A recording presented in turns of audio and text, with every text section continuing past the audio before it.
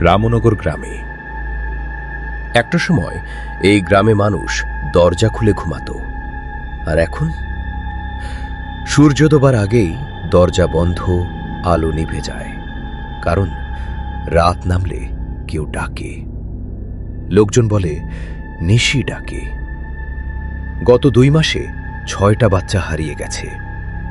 লোকে বলে ভূত নিয়ে যায়।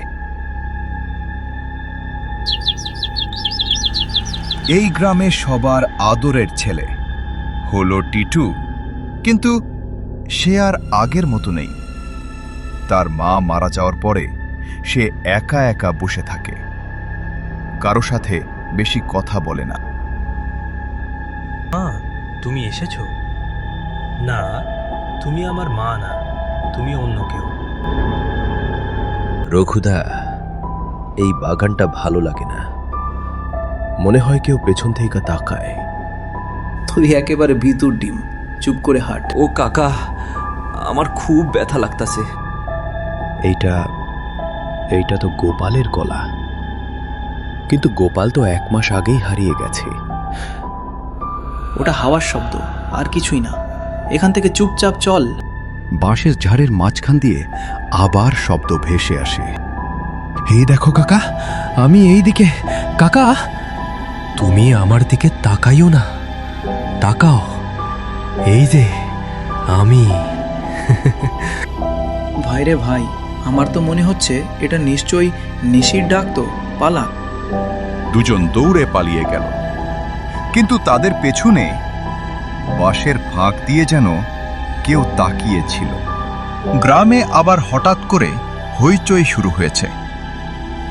আরেকটা বাচ্চা নিখোঁজ হয়ে গেছে কি করে, কিভাবে, কেউ জানে না। কেউ বলছে ভূতে নিয়ে গেছে, কেউ বলছেন নিশির ডাক।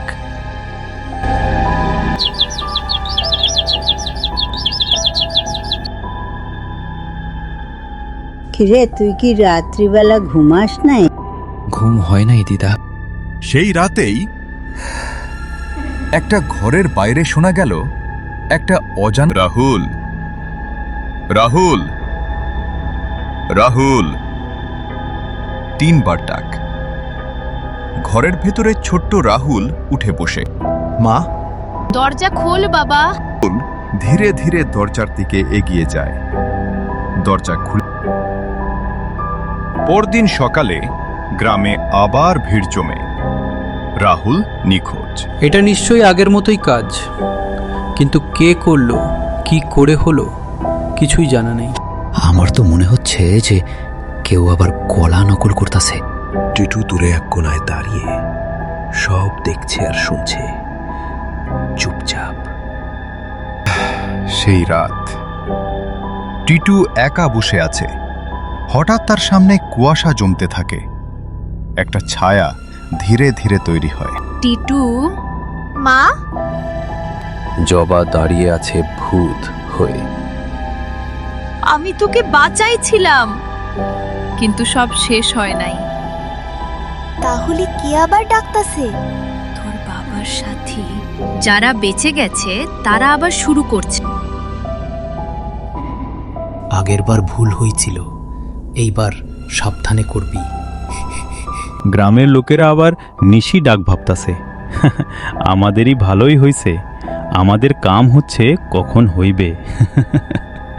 সব শুনে টিটুর মুখ বদলে যায়, তার চোখ লাল হয়ে ওঠে। চাই হয়ে যাক, এবার আমি থামাবো।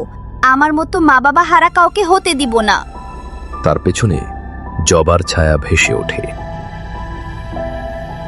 এই রাত জঙ্গলের ভেতর একটা ঘরের মধ্যে বাচ্চাকে বেঁধে রাখা হয়েছে। 3 বার ডাকতে ভালো লাগে? আজ তোমাদের ডাকা শেষ।